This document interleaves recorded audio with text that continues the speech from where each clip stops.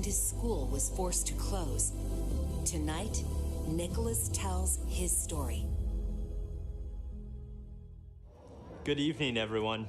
My name is Nick Sandmann, and I'm the teenager who was defamed by the media after an encounter with a group of protesters on the steps of the Lincoln Memorial last year.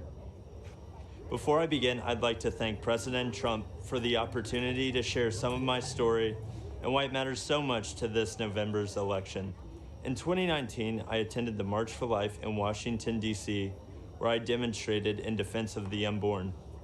Later that day, I bought a Make America Great Again hat because our president, Donald Trump, has distinguished himself as one of the most pro-life presidents in the history of our country, and I wanted to express my support for him too. Looking back now, how could I have possibly imagined that the simple act of putting on that red hat would unleash hate from the left and make myself the target of network and cable news networks nationwide? Being from Kentucky, the birthplace of Abraham Lincoln, my classmates and I visited the Lincoln Memorial. I found myself face to face with Nathan Phillips and other professional protesters looking to turn me into the latest poster child showing why Trump is bad, while the media portrayed me as an aggressor with a relentless smirk on my face. In reality, the video confirms I was standing with my hands behind my back and an awkward smile on my face that hid two thoughts.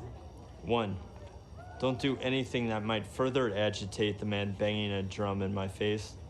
And two, I was trying to follow a family friend's advice, never to do anything to embarrass your family, your school, or your community.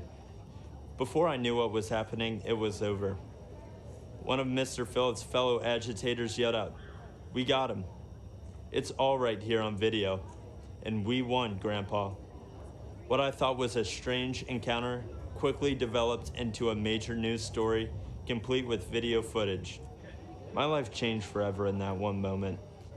The full war machine of the mainstream media revved up into attack mode.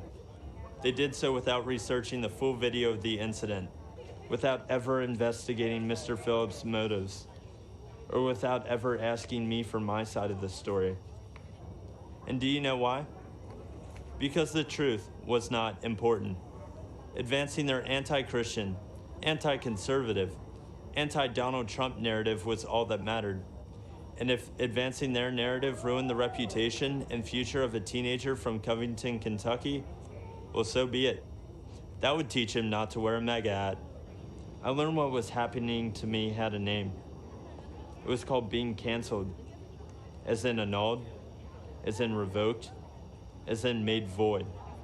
Canceled is what's happening to people around this country who refuse to be silenced by the far left.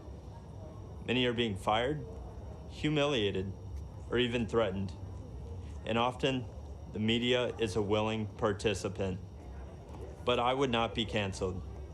I fought back hard to expose the media for what they did to me, and I won a personal victory. While much more must be done, I look forward to the day that the media returns to providing balanced, responsible, and accountable news coverage. I know President Trump hopes for that too. And I know you'll agree with me when we say that no one in this country has been a victim of unfair media coverage more than President Donald Trump. In November, I believe this country must unite around a president who calls the media out and refuses to allow them to create a narrative instead of reporting the facts. I believe we must join a president who will challenge the media to return to objective journalism. And together, I believe we must all embrace our First Amendment rights and not hide in fear of the media or from the tech companies or from the outrage mob either. This is worth fighting for. This is worth voting for. And this is what Donald Trump stands for. Thank you all for listening to me tonight. And one more thing. Let's make America great again.